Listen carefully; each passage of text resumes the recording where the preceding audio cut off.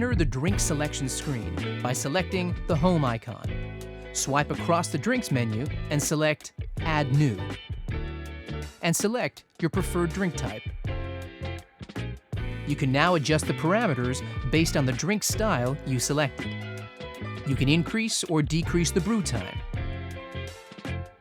as well as increase and decrease the milk temperature, and increase or decrease the amount of milk texture or milk froth.